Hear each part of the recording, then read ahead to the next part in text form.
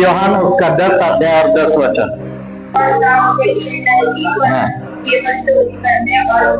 केवल चोरी करने और घात करने और नष्ट करने को आता है। मैं इसलिए आया हूँ कि वे जीवन पाए और बहुतायत का जीवन पाए, या बहुतायत से जीवन पाए। हालेलुया। तो चोर आता है चोरी करने, घात हत्यानाश करने। यीशु आता है जीवन देने, और वो बहुतायत का जीवन देने। बहुतायत का जीवन, अनंत काल का जीवन। क्योंकि मरने वाले जो होते हैं वो नाश होते हैं, लेकिन सोने वाले फिर से उठते हैं। मरने वाले मिट्टी में मिल जाते हैं, सोने वाले फिर से क्या हो जाते हैं?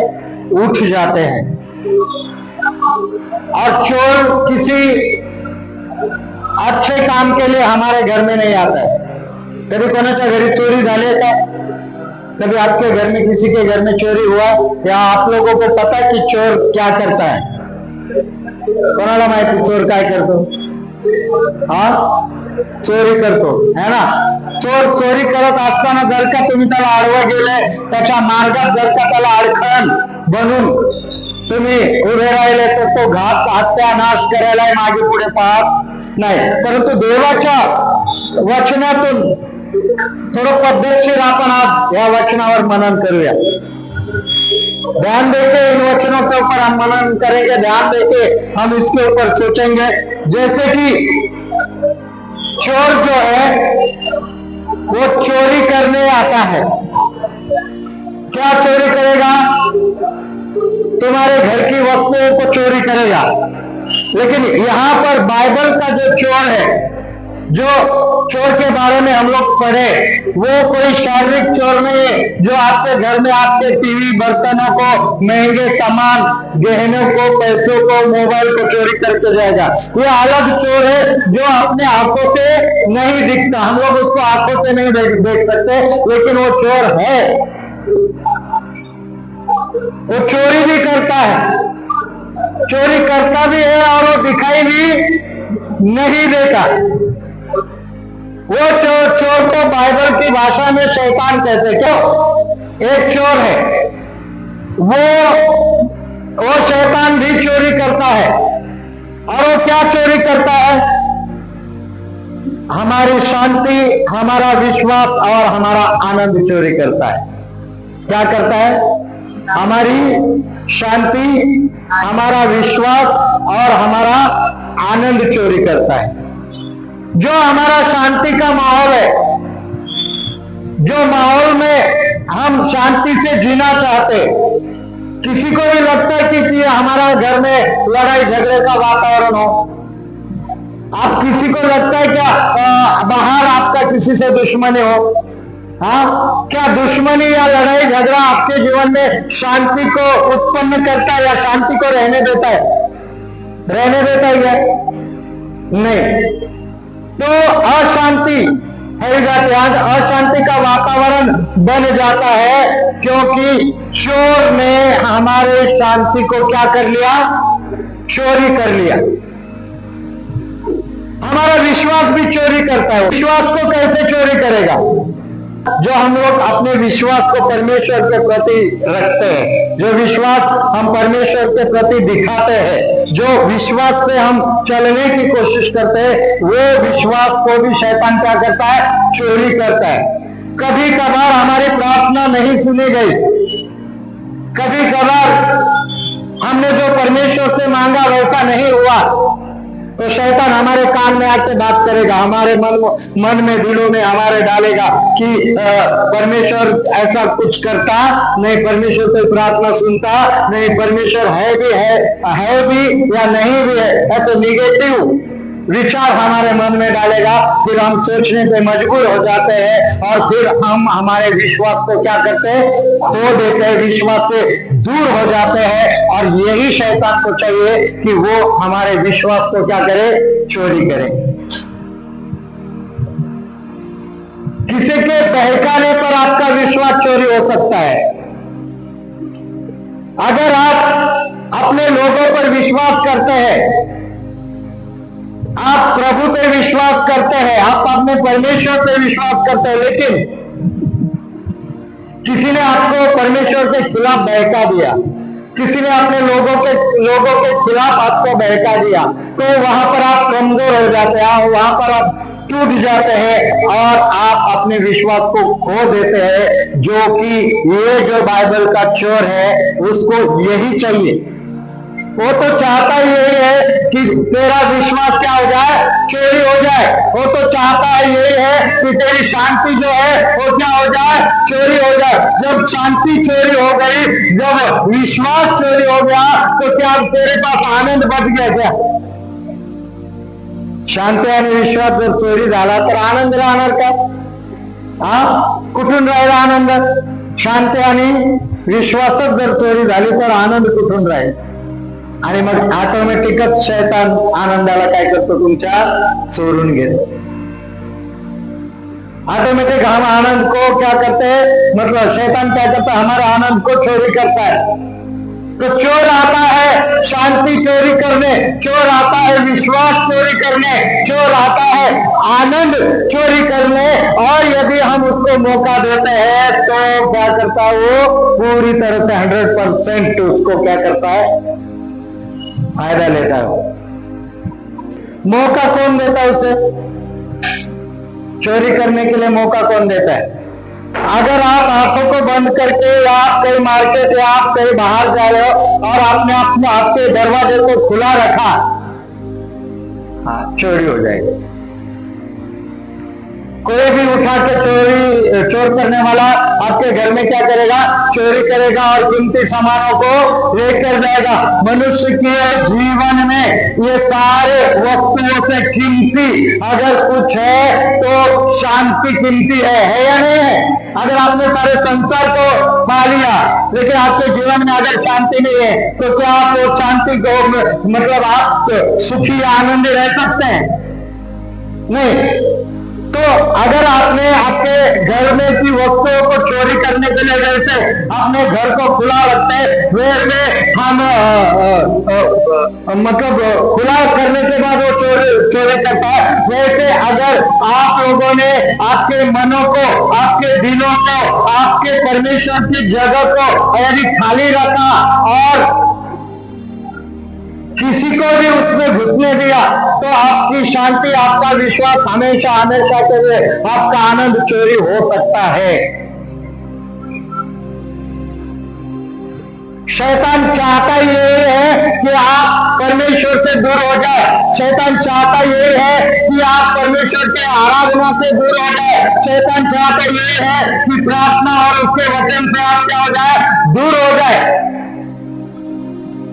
उसका मकसद ही ये है कि वो इन बातों से आपको अलग करे, आपको परमेश्वर से चोरी करे, परमेश्वर के भवन से चोरी करे, आपको आराधना में आने से चोरी करे। अभी त्याच्यामध्ये अजून एक पॉइंट मी लिहिलेला आहे, शैतान झूठे अगवा या सांसारिक लालच डाल के चोरी करता है। क्या करता है? किसके द्वारा? झूठे अगवा से या लालच देके भी शैतान क्या करता है, आपके शांति, आपके विश्वास और आपके आनंद को क्या करता है, चोरी करता है। लोग आपके कानों में आके बोलेंगे ये सब इवनिंग मीटिंग में इधर उधर घूमने वाले कि वहां पर कुछ ठीक नहीं होता, हम लोग कहीं और जाते, इवनिंग मीटिंग में जाते, वहां तो ये चमत्कार होते, वहां तो वो चमत्कार होते। और फिर आपको सच्चाई के वचन से, सच्चाई के कलीसिया से, परमेश्वर के भय मानने वाले कलीसिया या परमेश्वर का जो क्या कहते कठोर वचन जो है उससे आपको शैतान क्या करेगा, दूर करेगा। इन लोगों के द्वारा आपको लगेगा वहां पर चमत्कार बहुत है, तो वहां पर आप नमस्कार करने के लिए क्या हो जाएंगे, भाग जाएंगे। तो झूठे अगुए लालच बाहर का दे देके वो आपका शांति, आनंद और विश्वास को क्या करेंगे? चोरी करेंगे। और वो चोरी इसलिए शैतान कर पाता है क्योंकि आप उसे क्या करते हैं? मौका देते हैं। कोई भी आपको क्रिश्चियन दिखता है, कोई भी आपको मसीही दिखता है, तो आप उसके ऊपर तुरंत विश्वास करते हैं, जबकि बाइबल इन बातों को अलाउ नहीं करता। इसलिए परमेश्वर का वचन हमें जानना बहुत जरूरी है। हमें किसके ऊपर विश्वास करना है, किसके ऊपर विश्वास नहीं करना है। बाइबल के परमेश्वर के वचन के अनुसार सभी लोग मसीही नहीं है। आणि मी ह्याच गोष्टी बोलतो म्हणून आपल्या बऱ्याच लोकांना पटत नाही, म्हणजे पास्टर आवडत नाही। खरं बोलणारे कोणाला आवडत नाही, सहसा त्यांच्याजवळ जास्त लोक राहत नाहीत, पटत नाहीत। बाइबल अलाउ करता है, बाइबल अलाउ नहीं करता है, क्योंकि वचन हमें सावधान करता है। पौलुस कहता है जो शिक्षा मैंने तुम्हें दी है, म्हणजे जे पौलाने शिक्षण 70%, 90% ज्याने नवा करार बायबल लिहिलं, तो म्हणतो जो शिक्षा मैंने तुम्हें दी है, म्हणजे पौलाने जे शिकवलंय वो छोड़कर यदि स्वर्गदूत भी आए और कहे कि हमारी शिक्षा लो, पौलुस की शिक्षा रॉन्ग है, तो भी पौलुस बोलता है उन पे भरोसा। कौन आए तो? हाँ, तो आप मुझे बताओ, हे जे चिमे गोमे फिरतात, हे तुम्हाला काहीतरी चॉकलेट बिस्किट देतात, सांगतात तिकडे लय चांगलं आहे, तुम्ही कसं काय त्यांचा विश्वास करून तुम्ही जिवंत देवाच्या मंदिरापासून, जिवंत देवाच्या मंडळीपासून दूर होता? याचा अर्थ सरळ हा आहे की तुम्ही तुमचं घर, तुमचे कान, तुमचं हृदय, तुमचं माइंड काय केलंय? ओपन ठेवलंय। चोरी येतो आणि तो कधी पण काय करतो? चोरी करतो। मग इकडे तिकडे ठोकर खाल्ले, इकडे तिकडे आदळे आपटले का मग त्यांना पुन्हा आपलं घर दिसतं? अरे पण आदळे आपटूस तर जायचंय कशाला?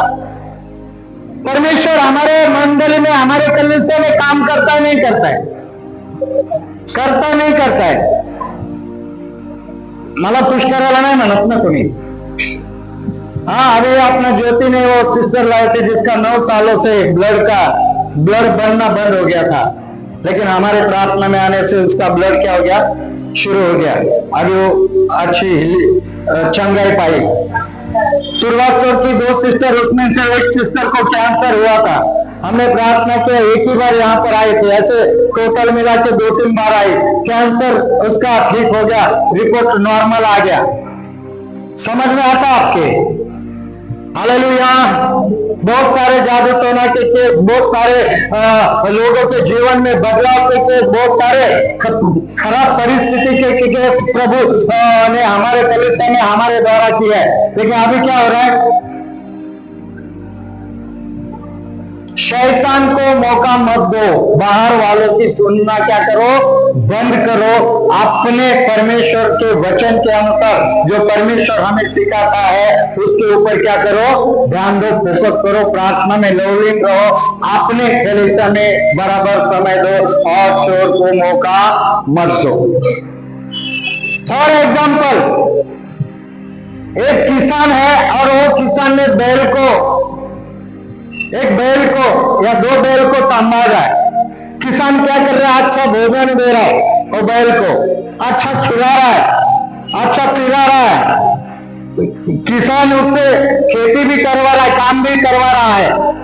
Hallelujah, hallelujah. वो बैल वहां पर तंदुरुस्त है, वो बैल किसान के घर में अच्छा है, खा पी रहा है, मस्त मजे में है।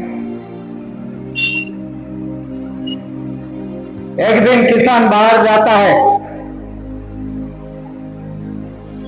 जो चोर चुपके से रोज वो बैल को देख रहा था, उसके माइंड में था कि मुझे बैल चाहिए, मुझे ये बैल को चोरी करना है।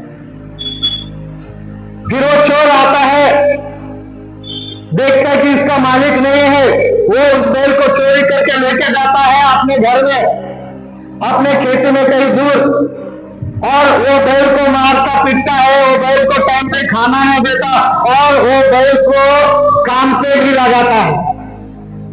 और फिर जब मालिक को पता होता है तो मालिक बाद में ढूंढ ढूंढ के कैसे भी उसके पीछे जाके इधर उधर है करके कैसे भी पता लगाकर उस बैल को क्या करता है, छुड़ा के लेके आता है और फिर अपने पास हमेशा के लिए रखता है, उसकी सुरक्षा के साथ साथ।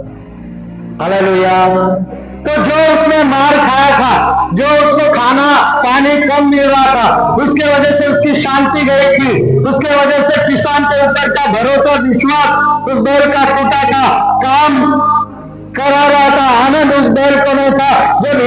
जब उस किसान ने उस मालिक ने फिर से अपने बैल को अपने घर लेकर आया उस बैल को, तो फिर से वो आनंद, वो खुशियां, वो शांति उस बैल को दोबारा रिटर्न में मिल गई। तो परमेश्वर के खिलाफ जाकर, परमेश्वर के वचन के विरोध जाकर, परमेश्वर के भवन के विरोध में जाकर, भले हमें थोड़े दिन का माहौल अच्छा लगता हो, लेकिन कुछ दिनों के बाद हमें पता चलता है, फील हो जाता है, हमें मालूम हो जाता है कि भाई हमने गलती की है। वो सारा गलती करने के बाद जो आपको दुख उठाना पड़ता है या तकलीफों को आपके जीवन में आने के लिए आपने जो खुद मौका दिया है, वो तकलीफें, वो परेशानी आपको बहुत सारी बातों में परेशान कर देती है, आपको पूरी तरह से कमजोर कर देती है, आपको परेशान कर देती है, आपको रुला देती है। ये ना हो इसलिए पहले हमें क्या करना है, सावधान रहना है। हमें अपने आप को क्या कहते हैं, वचन में लिखा कि कबूतरा सारखा है नम्र आणि सापासारखं चतुर। ये संसार में जीवन, हम देखो, हमें नम्र बिल्कुल रहना, नम्रता को बिल्कुल दिखाना, लेकिन हमें चाप्टर ज्याला आपण म्हणतो ना हुशार, तेवढी हुशारी पण देवाच्या जिवंत लेकरांजवळ असली पाहिजे। जरी एखादा येऊन कानं भरतो, जरी एखादा तुम्हाला वाईट वेळा काय सांगतो, डोक्यात ऐकून घ्यायचंच नाही पहिली गोष्ट। जर चुकून माकून घेतलंच ऐकून गपचूप, तर हुशार तुमची बुद्धिमत्ता असली पाहिजे, तुम्हाला देवाच्या वचनाचं ज्ञान असलं पाहिजे आणि तुम्हाला कळलं पाहिजे की नेमकं मला काय करायचं, मला कसा रिस्पॉन्ड करायचं। नाही म्हणायला शिका। देवापासून, देवाच्या भवनापासून जे तुम्हाला वेगळं करतात त्यांना स्ट्रिक्टली नाही बोलायला शिका। त्यांना खुश करण्याच्या नादी लागू नका। शैतानाला खुश करण्याच्या नादी लागल्याने तुमची शांती, तुमचा विश्वास आणि तुमचा आनंद चोरी झाल्याशिवाय राहणार नाही। काही करा, कितने लोग अपने आप को चोरी करने देना चाहते, ये काय म्हणे ना, हा बैल मुझे,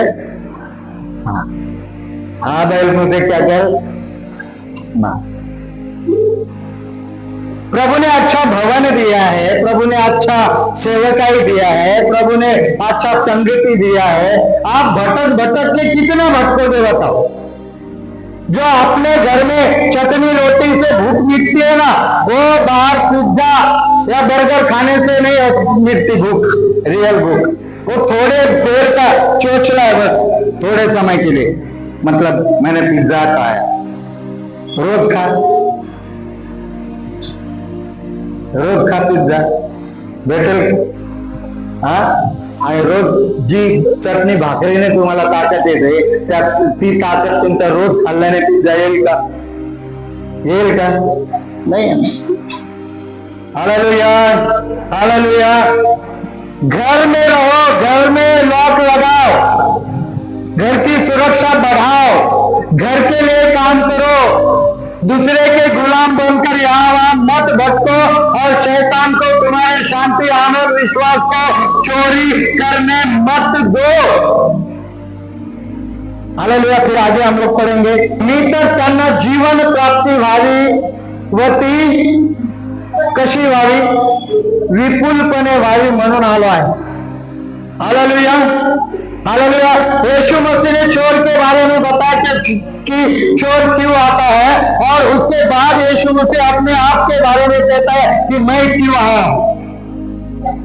तो कशासाठी आला? मैं आया हूं ताकि जीवन क्या जीवन पाओ और बहुतायत से जीवन पाओ। हालेलुया।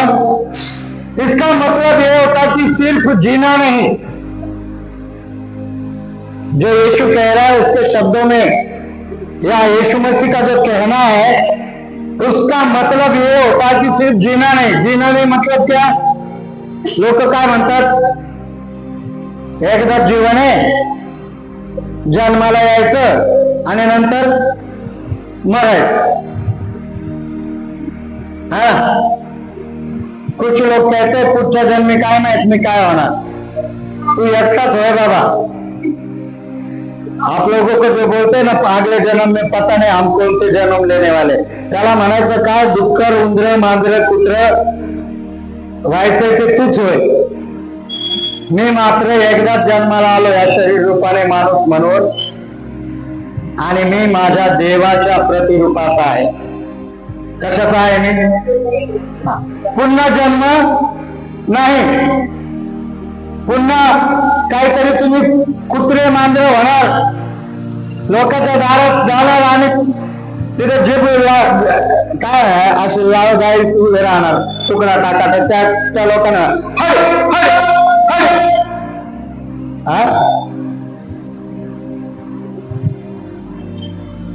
देवाने जन्माला घालायचं असतं तर आधीच तुम्हाला नाही का जनावरात घातलं असतं, तुम्हाला मानव बनवलं त्याने. Hallelujah, hallelujah. तो मनुष्य नाश होने के लिए नहीं बनाया परमेश्वर ने.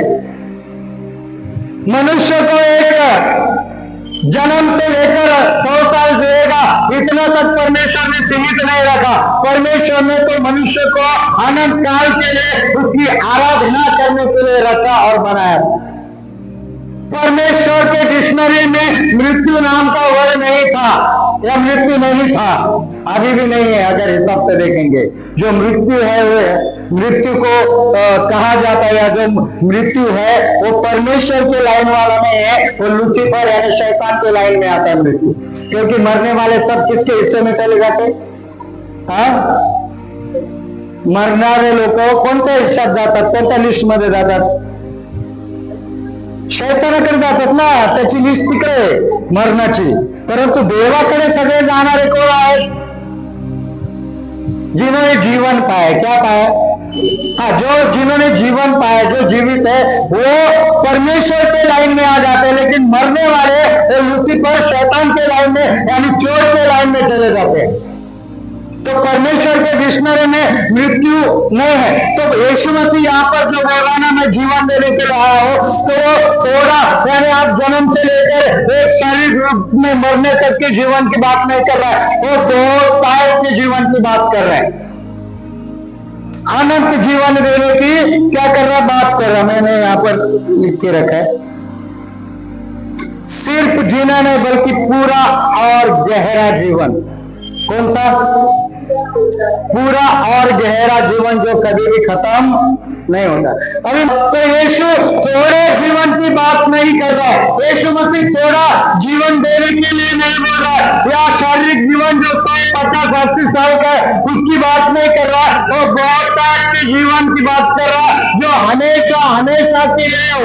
वो उससे प्रेम करने वाले को जीवन देना चाहता है, उसके वचन को वचन का आज्ञा पालन करने वाले को देता है, उसका भय मानने वालों को देता है, उसके साथ संगति करने वालों को देता है. जो आत्मा और सच्चाई से उसकी आराधना करने वाले लोग हैं उनको वो अनंत काल का जीवन देना चाहता है.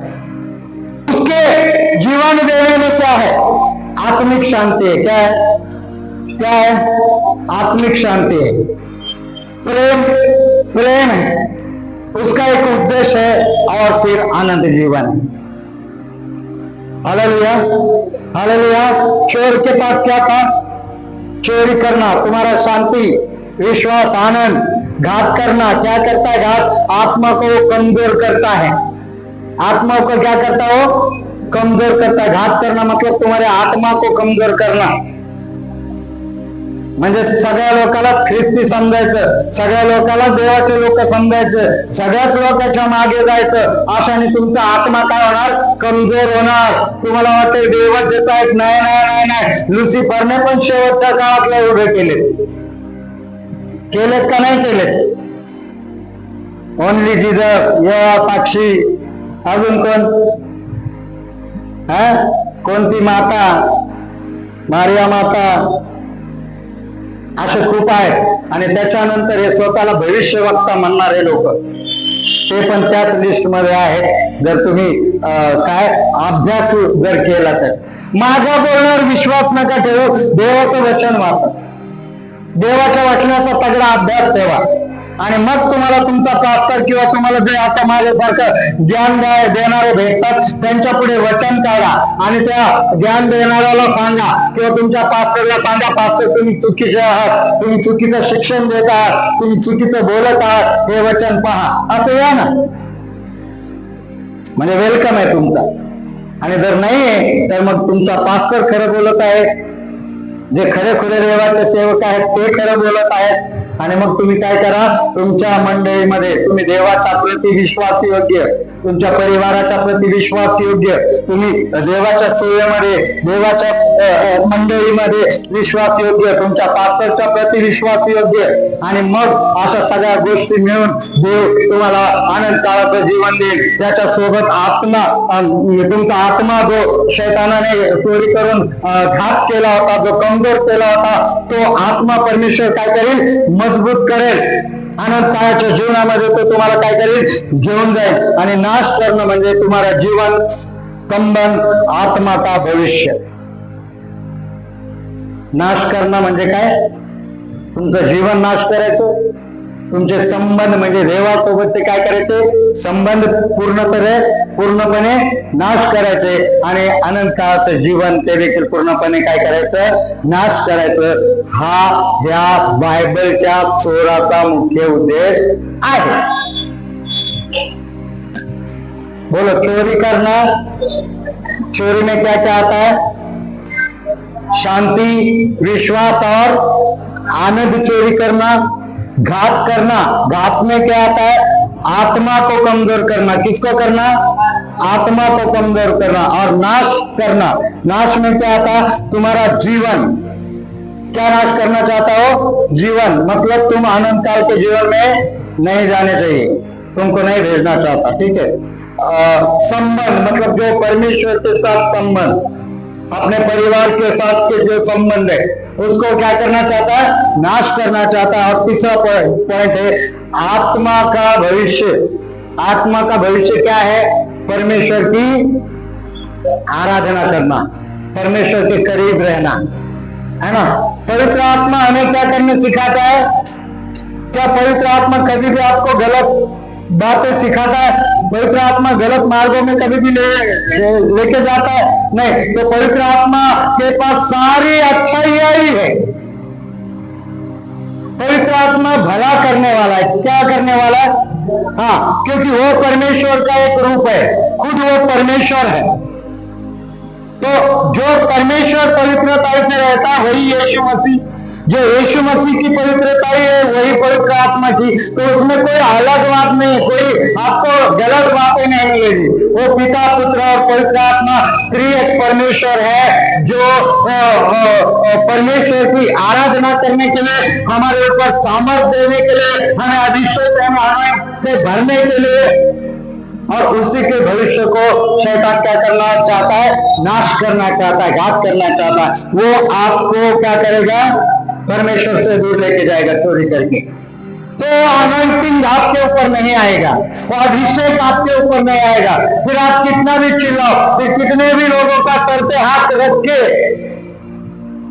लो, प्रार्थना करो, चिन्हाकडे गेलो, गोम्याकडे गेलो, चोराला चोरी करू, तुमचा आत्मा चोरी करू नका. तुमचा विश्वास जो तुम्ही देवावर टाकलाय, त्याच्या पवित्र वचनावर जो टाकला विश्वास, त्या विश्वासाला चोरी करू देऊ नका. जर तुम्ही तुमची शांती, तुमचा विश्वास जर त्याला चोरी करू दिला, तर आनंद जो तुमच्या जीवनात आहे तो ऑटोमॅटिकली शैतान काय करेल, चोरी करेल. आणि मग त्याने मी तुम्हाला ते पॉइंट दिल्याप्रमाणे तो काय करेल, चोरी करेल. मग तो तुमचा आत्मा जो आहे तो कमजोर करेल आणि तुमचं जीवन तो नाश करेल. तुमचे संबंध जे देवासोबत आहे ते नाश करेल, आणि तुमचं जे भविष्य आहे आत्माचा आनंद काळाच्या जीवनासाठी ते भविष्य देखील तो काय करेल, खतम करेल. थोडक्यात काय तर चोर येतो चोरी करण्यासाठी, घात करण्यासाठी आणि नाश करण्यासाठी. तर अशा रीतीने तो तुमच्या लोकांचा, तुमच्या आपल्या आप्तेष्टांचा, तुमच्या परिवाराचा अशा रीतीने तो नाश करेल. येशूला जीवन दिलंय तर येशूच्या आज्ञा पाळायला शिका. येशूला जीवन दिलंय तर त्याचे वचन वाचा. आमचा परमेश्वर अख्खा इथे कुठे, आमचा परमेश्वर, जर आम्हाला परमेश्वराला भेटायचंच असेल तर कुठे भेटायचं जाऊन? मग ते तुमचं घर असू शकतं, तुमची ऑफिस म्हणजे जिथे काम करतात ते असू शकतं, वेळ मिळत असेल तर कुठेही. तुम्हाला जर तुमच्या देवाला भेटायचं तर इथं भेटणार तो. तर चिन्या गोनाकडे नाही, प्रॉपर देवाने प्रत्येक लोकांना एक मंडळी दिली, एक पात्र दिला, एक भवन देवाने दिलं यासाठी की तुम्ही त्याची आराधना करावी. समजतं तुम्हाला? तर त्या ठिकाणाहूनच तुम्हाला आनंद काळाचं जीवन मिळेल. प्रियांनो, ह्या काळामध्ये शैतान भुकेल्या सिंहासारखा वचनात लिहिले, कुत्र्यासारखा, पिसाळ्याला कुत्र्यासारखा तो लोक नाश करायला लागलाय. आजचा माझा तोच विषय होता. हालेलुया. स्वतःची सेफ्टी स्वतःला येशूच्या रक्ताने कव्हर करून घ्या. स्वतःला, स्वतःच्या परिवाराला स्वर्गदूतांच्या पहारा, त्याचा देवाच्या दूतांचा पहारा तुमचा आणि तुमच्या परिवाराभोवती काय करा, उभा करा. स्वतःला, स्वतःच्या परिवाराला येशूच्या रक्ताने कव्हर करा. किती संकट जगात आले, किती मोठमोठ्या घटना घडल्या, तरी जर का येशूच्या रक्ताचा चिन्ह तुमच्या घरावर, तुमच्या जीवनावर, जसं मिस्रच्या काळामध्ये प्रत्येकाच्या घरावर परमेश्वराने सांगितलं होतं की रक्त, तुमच्या चौकटीवर रक्ताची काय करा, निशाणी करा, म्हणजे येणारा रोग काय करेल, तुम्हाला सोडून पुढे निघून जाईल, तिथे तुमचा नाश नाही होणार. तसं येशूच्या रक्ताने स्वतःला चिन्हांकित करा. येशूच्या रक्ताने स्वतःच्या घराला, आपल्या लोकांना चिन्हांकित करा, म्हणजे येणारे संकट किती मोठे आले तर ते तुमच्यापासून पुढे निघून जातील आणि तुम्ही सेफ आणि सुरक्षित राहा. फक्त देवाजवळ बस, फक्त देवाजवळ. Hallelujah, hallelujah, praise the Lord. तरी आपण आपले डोळे बंद करू आणि प्रार्थना करूया. Glory to God. Thank you.